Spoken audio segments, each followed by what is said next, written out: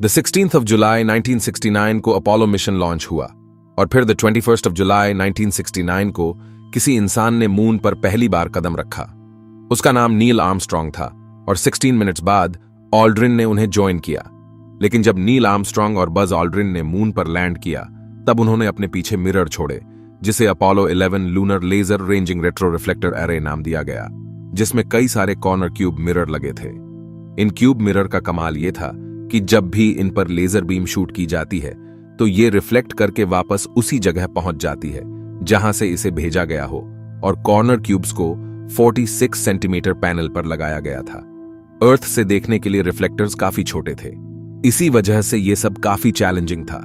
Scientists ने sensitive filters और equipments use करके बीम्स को रिसीव किया और बीम को 2 हफ्ते बाद ह्यूमन आई से देखा गया। हर सेकंड एक फोटोन रिसीव हो रहा था और काफी समय तक ऑब्जर्व करने के बाद हमने डिस्कवर किया कि मून हमसे हर साल 3.8 सेंटीमीटर दूर जा रहा है, जिससे अर्थ की रोटेशन स्लो हो रही है। हमें ऐसा लगता है कि हमारा दिन एग्जैक्ट 24 आवर्स का होता है, लेकिन ऐसा नहीं है। यह कुछ डेटा है जो मैं आपको दिखाना चाहता हूं। यह द 1st of August 2023 का है और उससे एक दिन पहले का भी। इसमें हम साफ देख सकते हैं कि कुछ ना कुछ बदलाव आए हैं। अगर ऐसे ही दिन बढ़ता रहेगा तो हमें एक दिन नेगेटिव लीप ईयर जोड़ना पड़ेगा। हर 1554.48 डेज पर और हर 100 साल में हमारा दिन 2 मिलीसेकंड बढ़ेगा। इससे हम कैलकुलेट कर सकते हैं कि करोड़ों साल पहले मून अर्थ के काफी पास था, जिस वजह से हमारा दिन आज के मुकाबले आधा होता रहा होगा। अब हम समझते हैं आखिर मून हमसे दूर क्यों जा रहा है और अर्थ की रोटेशन स्लो क्यों हो रही है। इसका कारण मून की ग्रेविटी है। ग्रेविटी की वजह से बनने वाले टाइड्स जब अर्थ को अपनी तरफ पुल करता है तब अर्थ का एक साइड उसके ज्यादा पास होने की वजह से ज्यादा पुल करता है, लेकिन वहीं उसकी ऑपोजिट साइड पर इतना पुल नहीं लगता है, जिसकी वजह से दोनों पर एक बल्ज क्रिएट होता है। मून के पास पानी ना होने से उस पर कम बल्ज बनता है। अर्थ और मून दोनों घूम रहे हैं। अर्थ अपनी एक्सिस पर स्पिन करके एक दिन में एक चक्कर लगा लेता है और मून अर्थ के चारों ओर ऑर्बिट में एक चक्कर 27.3 अर्थ डेज में पूरा करता है और इसी सेम रेट से अपनी एक्सिस पर भी रोटेट करता है। इसी समय अर्थ स्ट्रेच होता है और बुल्ज भी मून के साथ रोटेट करता है, लेकिन अर्थ मून से ज्यादा तेजी से स्पिन करता है।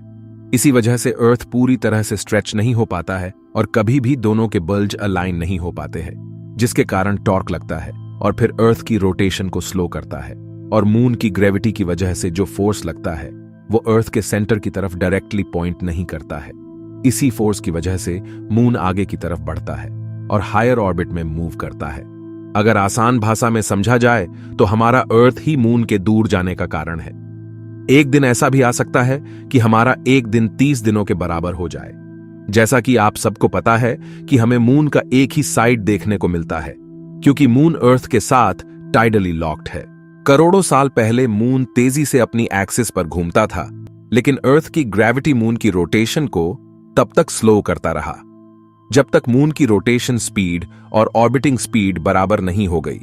इसका मतलब मून को जितना समय अपनी एक्सिस पर घूमने में लगता है, उतना ही समय उससे अर्थ का एक चक्कर लगाने में भी लगता है। यही कारण है कि हमें मून की हमेशा सेम साइड दिखती है, और ऐसे ही और भी लार्ज साइज के मून सोलर सिस्टम में अपने प्लैनेट्स के चारों ओर टाइडली लॉक्ड है।